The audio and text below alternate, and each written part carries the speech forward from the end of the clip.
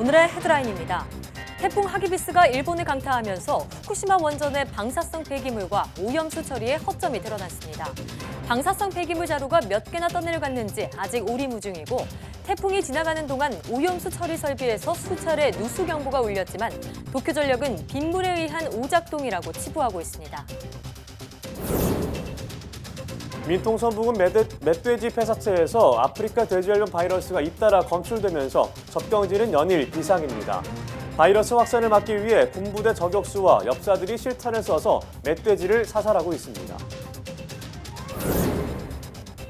요즘 미세먼지 농도가 좋은 수준이라 파란 하늘을 자주 볼 수 있습니다. 하지만 늦가을로 접어들수록 다시 미세먼지 농도가 높아진다고 하는데요. 오늘 날씨학개론에서 가을철의 불청객 미세먼지에 대해 알아봅니다. 기온이 떨어지면서 건조해지는 가을은 눈에 가혹한 계절입니다. 호흡기 질환은 마스크를 착용해 예방할 수 있지만 눈은 그대로 노출돼 있기 때문에 각별한 주의가 필요한데요. 오늘 내본 보고서에서는 결막염에 대해 알아봅니다.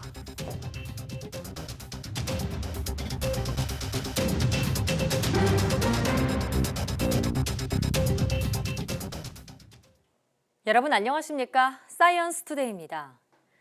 태풍 하기비스가 일본을 강타하면서 후쿠시마 원전의 방사성 폐기물과 오염수 처리에 허점이 드러났습니다. 방사성 폐기물이 유실되고 오염수 처리 시설에서는 무려 8번이나 누수 경보가 울렸습니다. 도쿄에서 황보현 특파원입니다.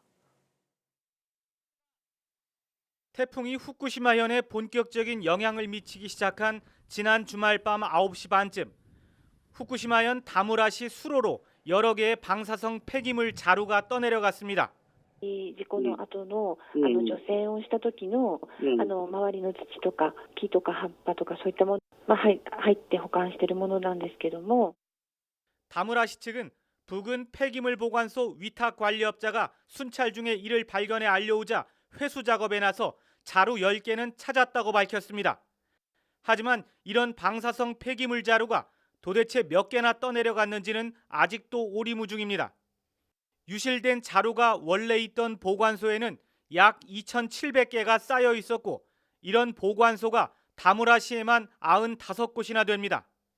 それはまだちょっとわからないです。全部で何個なのかとか何個ぐらいかっていうのはちょっと 유실된 방사성 폐기물 자루가 더 있을 가능성이 크고 강물을 따라 인근 바다로 유입됐을 개연성도 있습니다.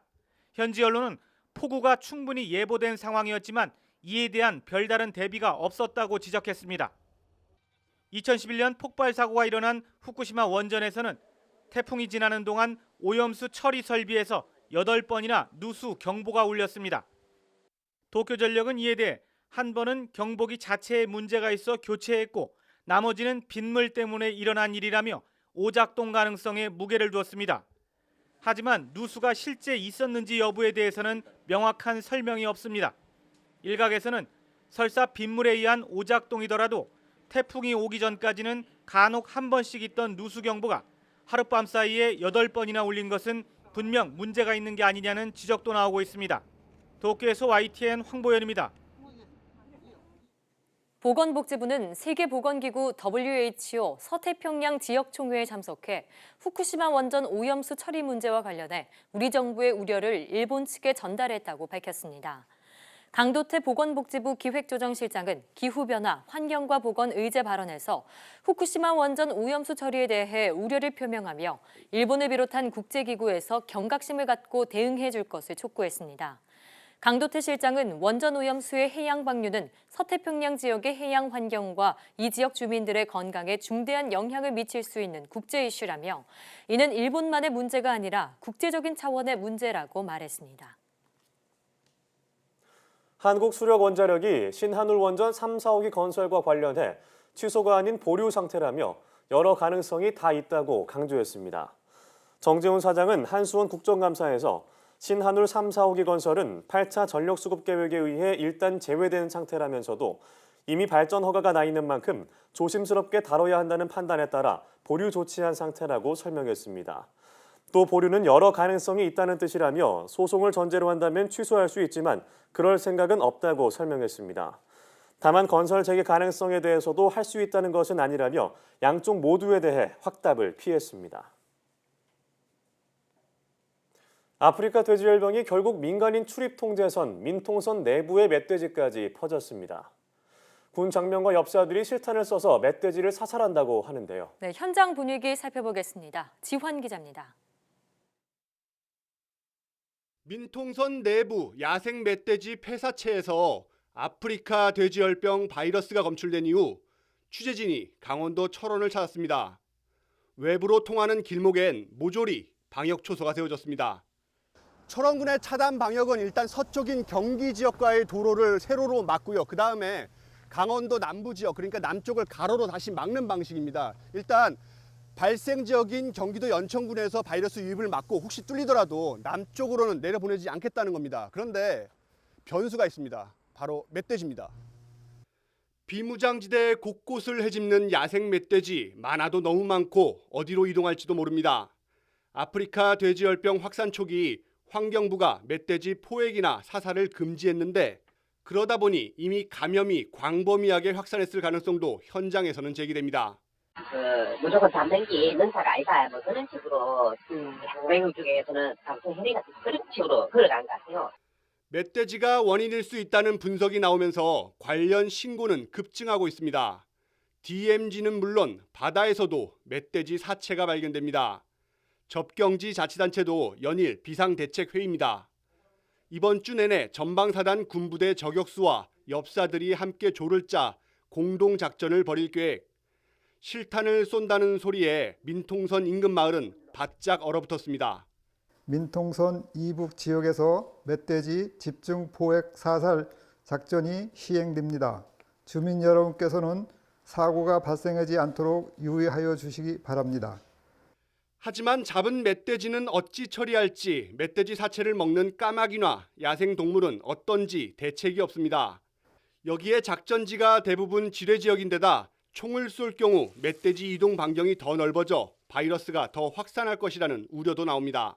그리고 얘들이 총 맞고선도 지뢰밭으로 들어가니까 우린 사람이 가서 저기 보이는데도 못 주워오는 거죠. 지뢰밭 가운데 있으니까.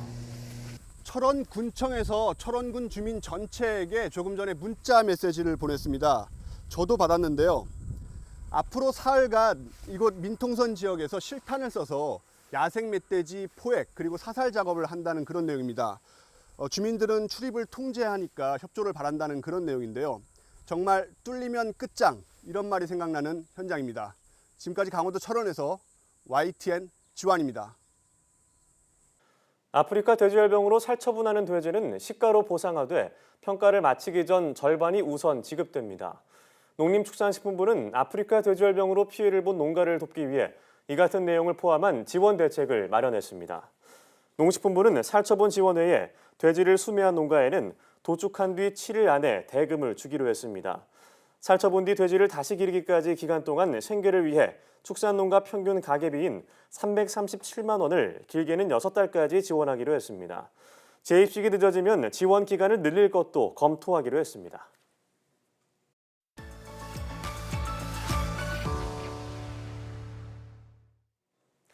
원활한 대기 확산으로 최근 미세먼지 농도가 좋음으로 예보되고 있는데요. 하지만 늦가을로 접어들면 다시 미세먼지 농도가 높아진다고 합니다. 네, 오늘 날씨학개론에서는 미세먼지 농도에 대해 알아보겠습니다. K웨더 반기성 예보센터장과 함께합니다. 어서 오세요. 네, 안녕하세요. 반갑습니다. 자, 요즘은 대기질이 깨끗한 편이긴 하지만요. 늦가을로 접어들수록 이동성 고기압이 계속 반복되면서 공기가 정체하고 그러면 미세먼지 농도가 다시 높아질 수 있다고 하더라고요.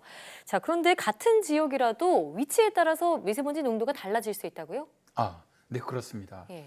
이게 이제 2018년 2월 국회에서 열린 미세먼지 대책 세미나에 제가 좀 참석을 했어요. 네. 그래서 아주 다양한 국민의 의견을 좀 들을 기회가 있었는데 이때 이제 질의응답 시간에 한 주부가 일어나서 자, 왜 어린아이들이 공부하는 학교를 미세먼지 농도가 높은 도로 옆에 짓고 비싼 아파트는 도로에서 떨어진 곳에 짓나요? 네. 아이들이 미세먼지에 더 큰 피해를 본다는 것을 고려하지 않는 것 같습니다. 라고 말하더라고요. 근데 이 주부는요, 아주 정확하게 문제점을 지적하고 있습니다. 연구에 의하면 말이죠, 도로변에는 입자가 작은 초미세먼지가 많아요. 따라서 도로 주변에 사는 사람이나 학생들은 건강에 나쁠 수밖에 없죠. 네, 그럼 이 도로 주변에 발생하는 초미세먼지 실제로 어느 정도로 심각한 건가요?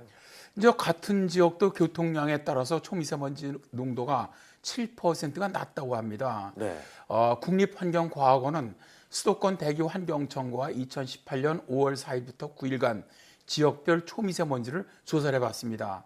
서울 신촌역 그리고 이제 북쪽으로 직선 209m 거리에 위치한 대중교통 전용지구 유프렉스 광장을 대상으로 이제 대기질을 비교해봤죠. 예. 그랬더니 초미세먼지 같은 경우 9일 평균 신촌역은 51.2 마이크로그램 세제곱미터당입니다. 유프렉스는 47.6 마이크로그램 수준이었습니다.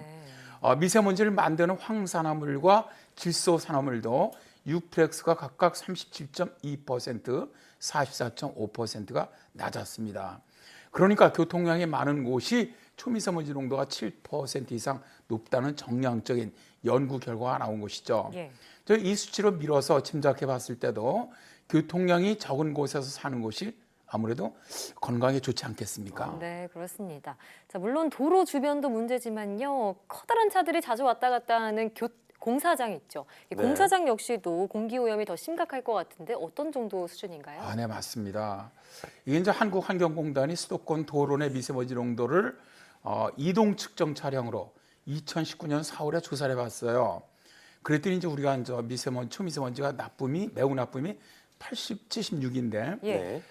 이걸 초과하는 지역이 334곳에 달했는데 특히 차량 운행이 많을수록 오염 농도가 매우 높았습니다. 그게 몇 %라고 볼 수 있을까요?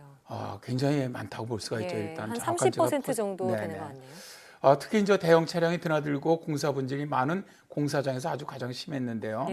놀랍게도 1000마이크로그램을 넘는 도로가 많았다고 합니다. 경기 안산시 단원구 안산천 남로는 무려 2609 마이크로그램으로 관측이 되었는데요. 뭐 1000마이크로그램만 돼도 이건 뭐 말도 안 된다고 하는데 2000 마이크로그램 넘는 곳이 있다니까 믿어지지 않을 정도죠. 특히 도로변에는 미세먼지가 더 더해지면서 더 나쁜데요. 일반 미세먼지 여기에다가 이제 아스팔트 또 타이어 브레이크가 마모될 때 생기는 이 먼지까지 합쳐지기 그렇게 이제 만들어지거든요. 자동차에서 만들어진 미세먼지는 특히 이제 카드뮴이라든가 납이라든가 크롬 이런 중금속이 들어있는데 더 무서운 것은 대부분 입자가 아주 매우 작은 초미세먼지여서 건강에 정말 해롭다는 것이죠. 인하대병원 임종환 교수는 도로 미세먼지가 나쁜 이유를 이제 보통 먼지는 코로 들어와서 기관지 섬모를 통해서 걸러지는데 자동차에서 만들어진 초미세먼지처럼 입자가 작으면 섬모를 거치지 않고 그대로 우리 몸으로 들어온다고 해요. 네.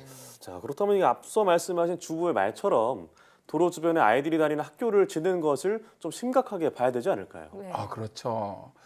그래서 2018년에 세계보건기구는 어린이가 오염된 공기에 노출되지 않도록 하기 위해서 학교, 놀이터는 번잡한 도로나 공장 또는 발전소 등 주 오염으로부터 멀리 떨어져 있어야 한다라고 권고하고 나섰습니다. 자, 이제 우리 정부에서도 도로변 미세먼지 농도가 아이들에게 매우 낮다는 것을 인식은 하고 있어요. 그래서 이제 환경부 고위 관계자는 학교를 6차선에서 10차선 이런 대로변에 위치시켜 놓고 미세먼지 영향을 줄이기 위해서 공기청정기를 돌리는 방법은 문제가 있다. 잘못됐다. 이렇게 이제 생각을 한다래요. 그래서 이제 국토교통부, 교육부 등 관계부처 협의를 해야겠지만 새롭게 짓는 학교, 또 어린이집은 미세먼지 영향을 좀 덜 받는 곳 이런 곳에 들어설 수 있도록 유도할 필요가 있다라고 의견을 제시하고 있죠. 좋은 지적이라는 생각이 듭니다. 네. 자, 그런데 또 미세먼지 농도가 높은 곳에는 말씀하신 대로변이나 뿐만 아니라 터널 등도 있다고 합니다. 지하 주차장도 해당이 되고요. 우선 지하 주차장의 미세먼지 농도 얼마나 심각한 수준인가요? 이게 이제 경기도 보건환경연구원의 연구인데요. 지하 주차장의 미세먼지 농도가 매우 높다 이런 연구가 나왔어요. 이들은 지하 주차장의 미세먼지 농도가 지상의 미세먼지 농도가 제일 나쁠 때 그때보다 거의 3배에서 4배 높은 수준이다 이렇게 주장을 하는데요. 연구팀 연구하는 곳은 300에서 한 700가구가 있는 아파트 단지입니다. 주차장 출입구가 2개 이하인 5개 단지를 선정을 해서 연구를 해봤습니다. 이들 중 대표성이 높은 1개 단지에서 지하 1층 그리고 지하 2층 또 주차장의 진출입로 10m 반경 내 오염치를 측정을 해봤는데요. 측정 결과 미세먼지 평균 농도는 591.4 마이크로그램입니다. 그러니까 이제 우리가 미세먼지 10 마이크로그램, 네. 10 마이크로미터 이상인 이 나쁨 물과 이제 100으로 보는데 그보다도 거의 5배 이상 나빴다는 것이죠. 예. 뭐 지하 주차장도 이 정도인데 환기가 더 어려운 터널은 어느 정도로 심각한 건가요? 저는 이제 운전을 하면서 긴 터널을 만나면 가슴부터 정말 답답해집니다. 답답하죠. 저는 미세먼지를 알다 보니까 자, 이제 이 터널 안에 미세먼지는 정말 어떻게 처리할까 그런 생각이 들곤 하는데요. 우리나라 터널 유지 해당 기관은 터널의 미세먼지에 대한 자료도 없고 또 무관심해요. 네. 이제 헤럴드 경제가 2018년 10월 10일 보도한 내용을 보니까 국내 터널 10개 중에 7개는 공기질 센 이 상태를 제대로 파악할 수조차 없는 것으로 나타났다고 해요. 네. 길 위에는 이 터널이 10km 이상 이어지기도 하는 터널이 있는데 대부분 자연 환기 방식으로 운영되고 있고 아무런 측정 장치도 없어서 미세먼지가 정말 얼마나 많은지 또 공기질이 얼마나 나쁜지 확인조차 안 되는 것으로 조사됐다는 것이죠. 예, 아니 확인조차 안 되고 있다니 터널을 지날 때는 일단 뭐 자동차 창문을 열지 않는 게 지금으로선 최선이겠네요.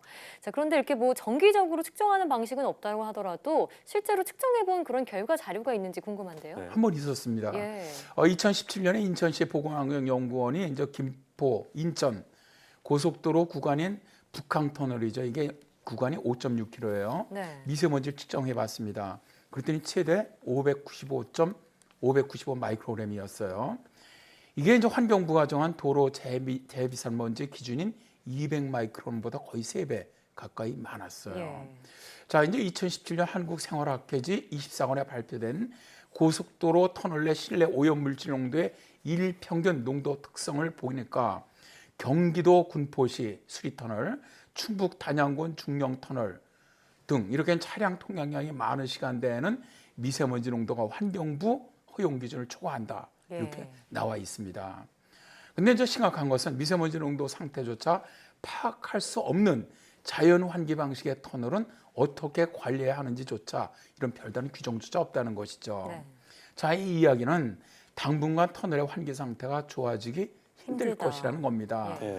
그래서 터널이나 지하 주차장에서는 들어가시면 꼭 차량 공기청정기를 가동해 주시고요. 예. 만일에 차량 안에 공기청정기 없다면 에어컨을 가동하시면 됩니다. 그런데 차량 안에 공기만 순환하는 에어컨을 이렇게 틀어주시는 것도 도움이 된다고 해요. 네. 물론 뭐 터널을 빠져나가시면 바로 문을 열어주시는 것 꼭 잊지 마시기 바랍니다. 네, 보통 이제 운전하면서 차 문을 닫으면 이게 안 들어올 것이다 생각하는데 사실 냄새도 나기도 하고 다 들어오는 거잖아요. 네. 아, 네, 그렇습니다. 예. 네. 터널 빠져나왔을 때 환기시켜주는 것을 좀 생활화했으면 좋겠습니다. 자, 오늘 말씀 고맙습니다. 네, 감사합니다.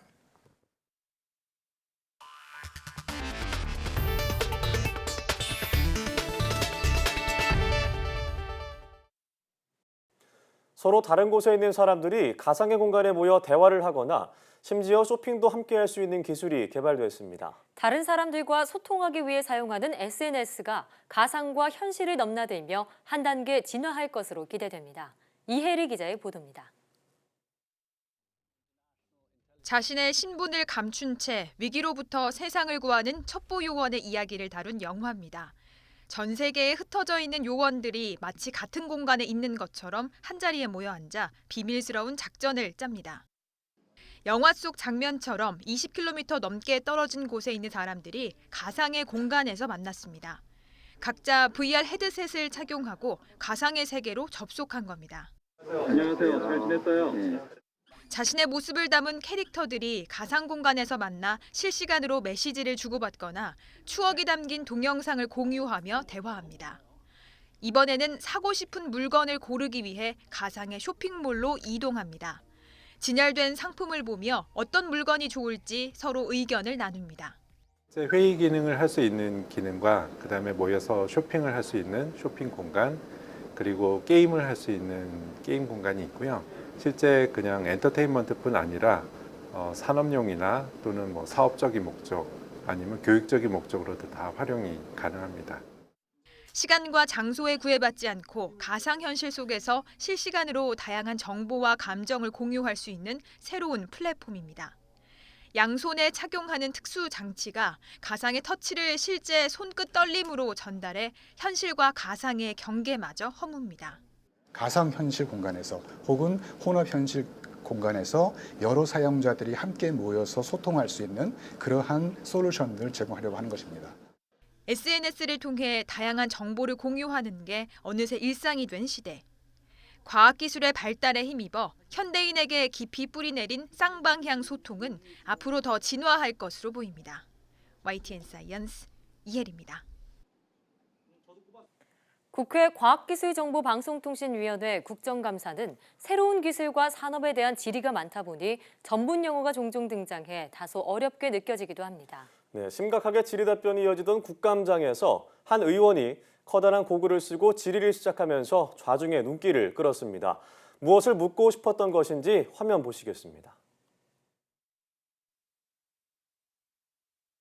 여러분 앞에는 나타나지 않지만 제 앞에는 화면이 다 나타나고 있습니다. 그래서 화면을 이러면 작동이 되고 이것을 하면 클릭이 다 됩니다. 그런 형태로 되고 있다는 걸 말씀드리면서 이야기를 하겠습니다. 화면을 주십시오. 수고하세요. 수고. 쓰고 안 보여. 이걸 읽어야 되는데 안 보여. 예? 이걸 쓰고 하겠습니다.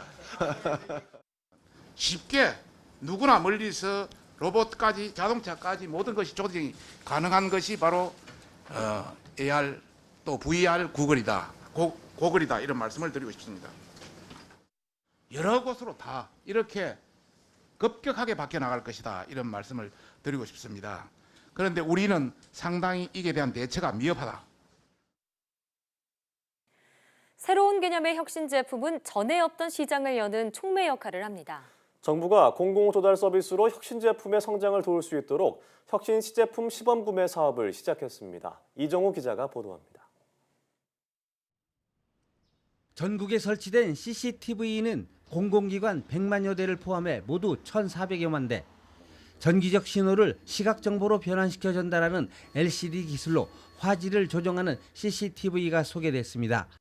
수동으로 조작하는 편광 필터의 기능을 CCTV에 최초로 적용한 겁니다. 그래서 CCTV에서도 편광을 조작할 수 있고 사용자들이 원하는 영상을 얻을 수 있게끔 제품을 개발한 것입니다. 정부가 처음 시행한 혁신 시제품 시범 구매 사업에 공간정보, 감시정찰용 드론 등 41개 신제품이 선정됐습니다. 새로운 시장을 창출하는 이러한 혁신 시제품을 활성화하기 위한 정부의 지원책도 한층 강화됩니다. 단순한 물품 구매 기능을 넘어 혁신 제품을 적극적으로 찾아서 사회 문제를 해결하고 공공 서비스를 개선하는 데 활용할 계획입니다. 이를 위해 한국토지주택공사, 한국전력공사, 한국수자원공사 등 거대 수요처와 300여 수요기관을 초청했습니다. 공공부문이 혁신 제품의 초기 시장 역할을 할 것으로 기대가 되고 이를 통해서 국민이 경험하는 공공 서비스 수준의 획기적인 개선에도 기여할 수 있을 거로 기대합니다. 공공 서비스를 개혁하고 혁신 제품을 만드는 기업의 시장 진출을 돕는 데 공공 조달 사업이 한몫하고 있습니다. YTN 이정우입니다. 국내 연구진이 외부 자극을 가해도 근적외선 레이저만 비추면 원래 모습을 복원하는 소재를 개발했습니다. 한국과학기술연구원과 광주과학기술원 공동연구팀은 근적외선을 비추면 스스로 열을 내면서 원래 모습을 되찾는 형상기억 복합 소재를 개발했다고 밝혔습니다.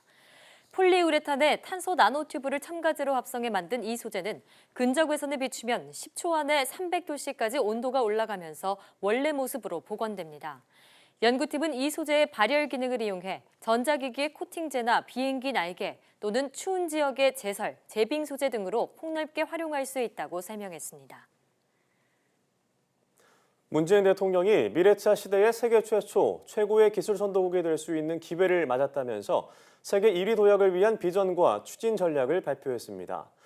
문 대통령은 현대자동차 남양연구소에서 열린 미래차 국가비전 선포식에서 이같이 말하고 우리의 기준이 국제표준이 될 수 있는 시대가 꿈이 아니라고 강조했습니다. 이어 오는 2030년 신규 차량의 30%가 수소차와 전기차로 생산되고 50% 이상이 자율주행차로 만들어져 이동 서비스 시장은 1조 5천억 달러로 성장할 거라며 시장 선점의 중요성을 역설했습니다.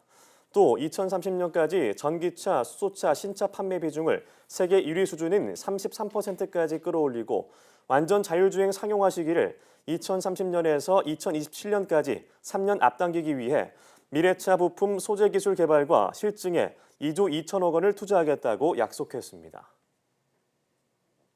LG 디스플레이가 국내 디스플레이 패널 공장 10여 곳에서 사용하는 액체 불화수소를 100% 국산 제품으로 전환 완료했습니다. LG 디스플레이는 일본산 액체 불화수소를 국산으로 완전히 대체했다고 밝혔습니다.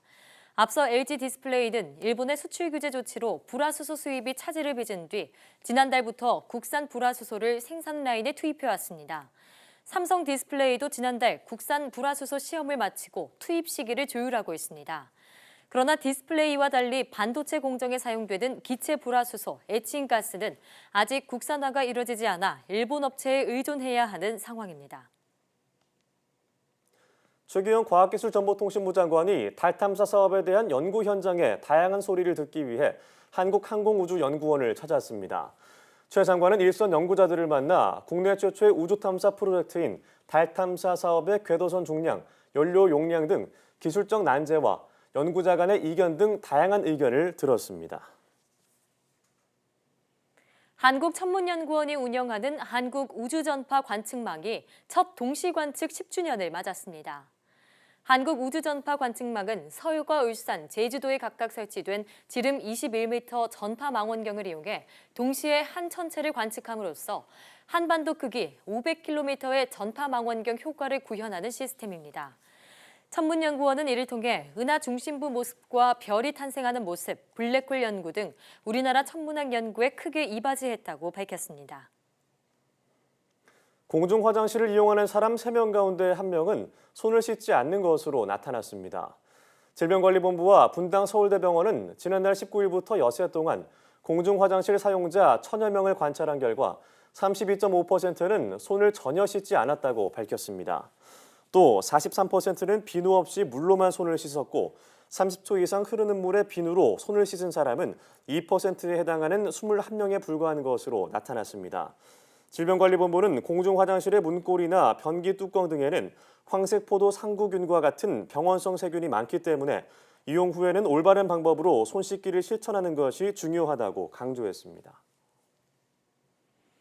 우리나라 방광암 환자는 70대 남성이 가장 많은 것으로 나타났습니다.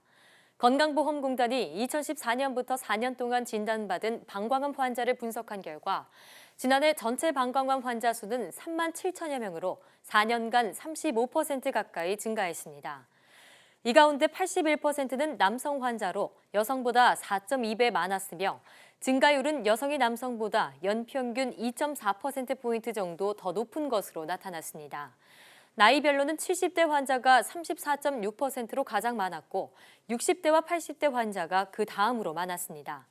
전문가는 방광암 발병에서 나이가 성별보다 더 중요한 요인으로 알려져 있으며 고령자 방광암 진단율은 점점 높아지는 추세라고 설명했습니다. 올해부터는 임신부도 독감 예방접종 무료 대상에 포함돼 무료 접종을 받을 수 있게 됩니다. 세계적으로 안전성이 입증됐고 산모나 출산 후 6개월 미만 영아의 감염까지 막을 수 있다는 게 보건당국의 설명입니다. 김정회 기자입니다. 아무리 아파도 임신부들은 약을 안 먹고 일단 버텨봅니다. 약을 먹으면 아기한테 해가 있을까 봐. 네. 독감 예방접종을 꺼려온 것도 그래서인데 안전에 문제가 없는 만큼 적극적으로 맞으라고 보건당국은 권고했습니다. 미국 CDC에서 임신 주수와 무관하게 예방접종을 권장한 지가 이미 15년 정도 됐거든요. 임신을 하게 되면 이제 복압이 올라가게 되니까 폐가 이제 충분히 못 펴지게 되잖아요. 그러다 보니까 이제 폐 인플루엔자 감염이 됐었을 때 폐렴이 호발할 수 있는 조건들이 되고 있고, 그래서 뭐 조산이라든지 사산의 위험성도 증가된다고 알려져. 임신 2, 3주 때 독감에 걸리면 합병증으로 인한 입원 가능성이 4배 이상 높아집니다. 때문에 예방접종을 하면 산모도 지키고 태반을 통한 항체 전달로 예방접종을 할 수 없는 6개월 미만의 영아까지 감염을 막을 수 있다는 게 보건당국의 설명입니다. 임신 주수와 상관없고 출산 후 모유 수유 기간에도 가능합니다. 최근 들어 산모들의 접종은 느는 추세입니다. 큰 병원들을 중심으로 필요성과 안전성을 설명하기 때문입니다. 애한테도 이상은 없었고 저한테도 이상은 없어서 문제 없구나라는 생각은 하고 있었어요. 하지만 낮은 인식과 잘못된 정보가 여전해 정부는 올해부터 임신부도 무료 예방접종 대상에 넣었습니다. 65세 이상 노인과 생후 6개월부터 12세까지 어린이도 기존대로 무료 접종할 수 있습니다. 단 노인의 경우 초기에 한꺼번에 몰리는 경향이 있어서 75세 이상은 15일부터 65세에서 74세는 일주일 뒤인 오는 22일부터로 시기를 조정했습니다. 접종기관에 갈 땐 무료 예방접종 대상 여부 확인을 위해 주민등록증이나 국민건강보험증을 가져가야 합니다. 임신부는 산모수첩이나 고운맘 카드를 제시하면 됩니다. 접종 효과는 2주 뒤부터 나타나 평균 6개월 정도 유지되기 때문에 독감 유행기간 전인 11월까지 접종을 마치는 게 좋습니다. YTN 김정혜입니다. 이스타항공의 음주 비행 의혹과 관련해 관계부처인 국토부가 긴급 실태조사에 나섰습니다. 또 A 기장의 음주가 확인될 경우 이스타항공에 과징금을 부과하는 등 강력한 조처를 하겠다고 밝혔습니다. 김다연 기자의 보도입니다. 국토교통부는 YTN 단독 보도 이후 곧바로 이스타항공에 안전 개선 명령을 내렸습니다. 음주 측정 과정에서 음주 감지된 운항 승무원에 대해선 관리자가 입회한 상태에서 음주 여부를 정밀 측정하도록 했습니다. 음주 측정 기록 조작 시도에 대해서도 사실 조사에 들어갔다고 밝혔습니다. 음주 비행이 사실로 드러날 경우 조종사 자격 정지는 물론 항공사에도 강력한 행정 처분을 내리겠다고 밝혔습니다. 또는 같이 비행했던 객실 승무원이라든가 이런 분들 또 전산 담당자들에 대한 조사 중 한 6, 7명에 대해서 인터뷰를 하고 그 결과를 이제 바탕으로 해서 조사를 할 겁니다. 이스타항공뿐 아니라 나머지 8개 항공사까지 국내 모든 항공사에 대한 긴급 점검에도 나섰습니다. 지금과 같은 음주 측정 전수조사 체계가 실제로 철저하게 이뤄지고 있는지 확인한다는 계획입니다. 국토부는 지난달 1일부터 개정된 항공교통 업무 기준에 따라 모든 항공 승무원에 대해 비행 투입 전 음주 측정을 하도록 지시했습니다. 그러나 이번 YTN 보도로 관리자 없이 혼자 진행하는 셀프 음주 측정의 허점이 그대로 드러난 겁니다. 음주가 감지되면 곧바로 정밀 측정이 이뤄질 수 있도록 담당 직원에게 알림 문자가 가야 하지만 절차가 지켜지지 않았습니다. 국토부가 긴급 점검 결과를 바탕으로 항공 안전을 위한 음주 측정 절차에 대한 개선책을 내놓을지 주목됩니다. YTN 김다연입니다.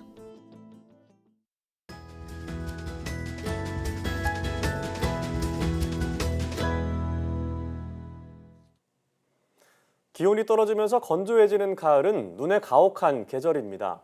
호흡기 질환은 마스크를 착용해서 예방할 수 있지만 눈은 그대로 노출돼 있기 때문에 각별한 주의가 필요한데요. 네, 오늘 내 몸 보고서에서는 결막염에 대해 알아보겠습니다. 한림대학교 강남성심병원 안과 신영주 교수와 함께합니다. 어서 오세요. 네, 반갑습니다. 반갑습니다. 네, 보통 눈병이라고 알려진 유행성 결막염 같은 경우에는 여름철에 수영장 갔다 온 뒤에 많이 발생한다고 알고 있잖아요. 네. 그런데 요즘 같은 가을철에도 결막염 생길 수 있다고 하는데 우선 결막염은 어떤 질환인지부터 설명해 주시죠.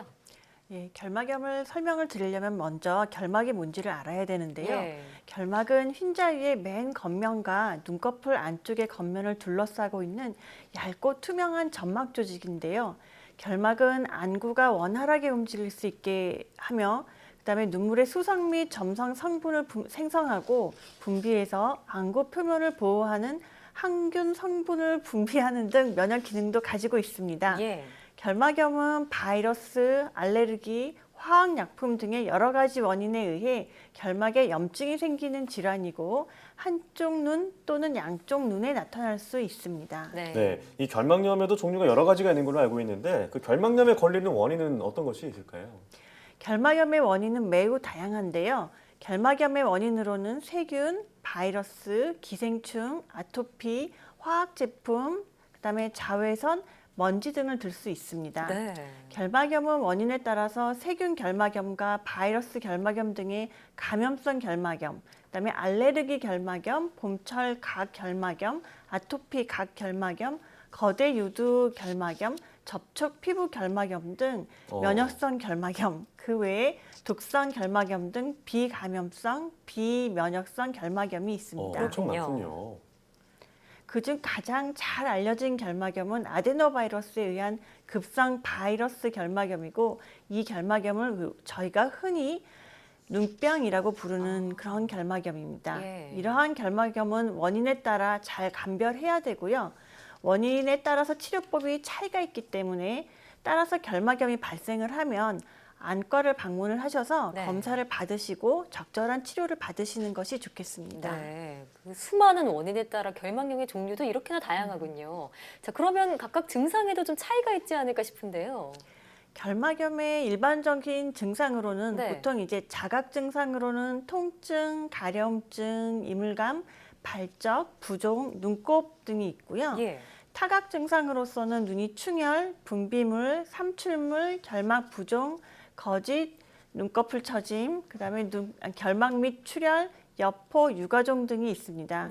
그 중에서 저희가 눈병이라고 흔히 부르는 급성 바이러스 결막염의 경우에는 약 일주일간의 잠복기를 거친 후에 갑자기 눈이 가렵고 눈물이 나고 눈이 충혈이 되고 눈부심 등의 증상이 생길 수가 있습니다. 눈이 통증이 생기거나 이물감, 부종, 눈곱 등이 나타날 수도 있는데요. 발병 후 한 3일에서 4일 고비로 해서 증상이 심해지다가 점차 가라앉고 대개 2에서 3주면 급성 증상은 소실이 됩니다. 대부분은 이제 양쪽 눈에 모두 발생을 하는데 우선 한쪽 눈에 먼저 감염이 되고 2에서 7일 후에 반대쪽 눈에 감염이 되는데 증상은 이제 두 번째 감염된 눈이 더 가벼운 것으로 알려져 있습니다. 자, 그리고 알레르기 결막염은 증상이 어떻게 되나요? 알레르기 결막염의 경우에는 가려움증과 충혈이 특징이고 눈꺼풀이 붓고 결막에 투명하고 끈적끈적한 젤리 같은 눈곱이 생길 수가 있습니다. 주로 10세, 특히 그 알레르기 결막염 중에서 가장 심한 형태가 봄철 각 결막염인데요. 이것은 주로 10세 이전에 발병하고 발병 후에 한 2년에서 10년 정도 지속을 하다가 그 다음에는 좀 호전되는 그런 경향을 띱니다. 그래서 사춘기가 지나면 대부분 없어지는 특징을 보이고, 이 봄철 각 결막염의 경우에는 이제 각막에 병변이 생길 수가 있는데, 각막에 병변이 생겨서 각막 짓무름이라든지 궤양 같은 것이 생기면 시력 저하를 유발할 수가 있습니다. 그럼 이 결막염이 다른 사람에 의해서 전염이 될 수도 있는 건가요? 결막염이 말씀드린 것처럼 굉장히 원인이 다양하잖아요. 그래서 그 결막염 중에서 이제 알레르기 결막염 같은 면역성 결막염이라든지 비감염성 비면역성 결막염은 전염이 되지 않지만 세균이라든지 바이러스에 의한 결막염인 경우에는 감염이 될 수가 있고, 특히 저희가 흔하게 눈병이라고 부르는 급성 바이러스성 결막염은 전염이 굉장히 잘 됩니다. 주위 사람들한테 옮기지 않게 조심을 해야겠네요. 자, 그러면 결막염 때문에 혹시 시력이 저하될 수도 있을지 이 부분이 가장 궁금한데요. 결막염이 시력을 떨어뜨리는 경우는 굉장히 흔하지 않습니다. 결막염은 대개는 한번 앓고 지나가면 되고, 좀 불편하더라도 결막염 가지고 시력이 떨어지는 경우는 별로 없는데, 그런데 결막염에서도 각막에 영향을 받아서 각막에 염증이 생기면 시력이 떨어질 수가 있습니다. 이제 눈병이라고 저희가 흔하게 부르는 급성 바이러스 결막염의 경우에는 이제 대개는 시력을 떨어뜨리는 경우가 많지 않지만 각막염이 동반되면 시력이 떨어지기도 하고, 하지만 그렇다 하더라도 바이러스 결막염은 지나가면 대부분 후유증 없이 잘 낫습니다. 드물게는 합병증으로 근데 혼탁이 조금 남아서 나중에 눈부심 혹은 시력 저하가 남을 때도 있습니다. 심한 알레르기 결막염인 봄철 각 결막염인 경우에는 각막 짓무름이나 궤양 등의 심한 각막 병변이 생기면 시력을 손상시킬 수가 있고, 후유증으로 각막 혼탁이 남으면 그것 때문에 시력이 떨어질 수도 있습니다. 자, 이 결막염이 걸린 상태에서 저도 가끔 이제 눈이 빨개지는 경우가 있거든요. 렌즈를 착용할 때 그러는데, 이래서 그 렌즈를 착용해야 하는데 빨개지는데 렌즈를 계속 껴야 되는지 그런 좀 고민이 될 때가 있거든요. 그럴 때는 어떻게 해야 될까요? 이제 컨택트 렌즈, 보통 소프트 컨택트 렌즈를 사용하시는 경우에는 그것 때문에 생기는 결막염은 또 이제 한 종류의 비감염성, 그다음에 그런 종류의 그런 결막염인데요. 이런 경우에는 사실은 컨택트 렌즈를 안 끼는 게 제일 좋은 방법입니다. 그런데 이제 컨택트 렌즈 때문에 자꾸 염증이 생기는 경우에는 이제 안과를 방문을 하시면 이제 항생제랑 수염제 종류의 그런 안약을 좀 처방해 드리면 충혈이 좀 감소되기도 하는데 그렇게 사용되는 안약은 장기간 사용할 수는 없기 때문에 결론적으로는 이제 컨택트 렌즈 착용 시간을 좀 줄여주는 것이 도움이 되겠습니다. 네. 그럼 이 결막염 뭐 여러 가지 원인이 있지만 좀 예방하는 방법이 있다면 어떤 게 있을까요? 이제 결막염인 경우에는 이제 가장 대표적으로 저희가 말씀드릴 수 있는 게 알러지 결막염과 그다음에 눈병이라고 흔히 부르는 급성 바이러스성 결막염인데요. 이제 급성 바이러스성 결막염인 경우에는 전염이 잘 됩니다. 그래서 이것을 예방을 하기 위해서는 이 직접적인 접촉을 피해야 되는데 그래서 외출하고 돌아온 다음에 반드시 손을 씻는 것이 좋겠고 그다음에 가족 중에 환자가 있을 때에는 수건이라든지 대야드라든지 이런 것을 좀 따로 쓰고 좀 격리하는 것이 이제 도움이 될 수가 있겠습니다. 그다음에 당연히 이 눈병에 걸렸을 때는 수영장이나 사람 많은 곳은 방문하지 않으시는 게 전염을 퍼뜨리지 않는 데 도움이 될 수가 있겠습니다. 그다음에 안약을 미리 사용하시는 것은 이러한 전염이라든지 감염을 예방하는 데는 도움이 되지 않습니다. 그렇군요. 알러지 결막염인 경우에는 이제 그 알러지 결막염을 일으키는 원인 물질을 피하는 것이 가장 좋기 때문에 그 원인 물질이 사실은 어디에 있는가가 중요하고요. 계절성 알러지인 경우에는 대개는 원인 물질이 집 바깥에 있는 뭐 꽃가루라든지 뭐 이런 것이기 때문에 외출을 삼가하고 외출했다가 집에 들어오면 샤워를 한다든지 손이나 세수를 해가지고서 원인이 되는 물질을 좀 떨어내는 것이 좋겠습니다. 그런데 만약에 이 알러지의 원인이 되는 물질이 집 안에 있는 집먼지 진드기라든지 뭐 이런 곰팡이라든지 이런 것일 경우에는 집안 청소를 깨끗이 하시고 특히 진공 청소기 같은 것을 사용을 해서 원인이 되는 물질을 가능한 이제 없애주는 것이 도움이 될 수 있겠습니다. 네. 자, 이렇게 평상시에 눈을 최대한 만지지 않고 눈을 만지기 전으로 손을 깨끗이 씻는 것도 중요할 것 같습니다. 오늘 말씀 잘 들었습니다. 감사합니다.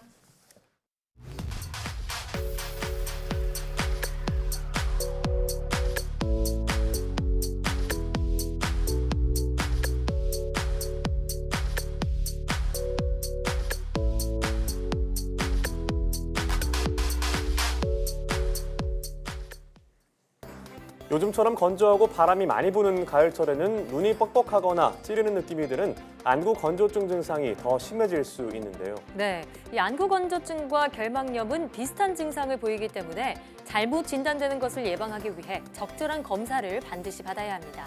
네, 안구 건조증 환자는 특히 헤어드라이어의 사용을 자제하고 바람을 그대로 맞거나 담배 연기는 피하는 것이 좋다고 합니다. 사이언스 투데이 오늘 저희가 준비한 소식은 여기까지입니다. 함께해 주신 여러분 고맙습니다.